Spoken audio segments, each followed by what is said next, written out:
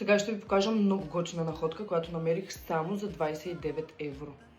Може би от миналата есен се търся къс шлифер и така не успях да се намеря нещо, което да ми харесва на 100%, докато преди няколко дни Люси не ми каза, че е влязла в Ню Йоркър и се е харесала много готино якенце. Ще я тагна долу в описанието да видите за кое якенце става въпрос.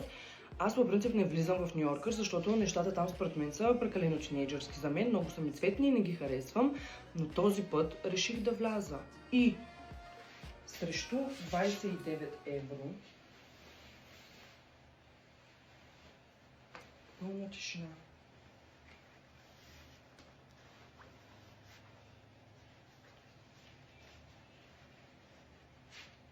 Много ми харесва. Така. И какъв силует създава.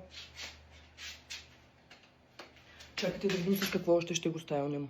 Колебаех се между ъговете, които имам, и New Balance-ките, но ъговете са доста по-кафяви от шлифера, затова мисля, че това е вариант.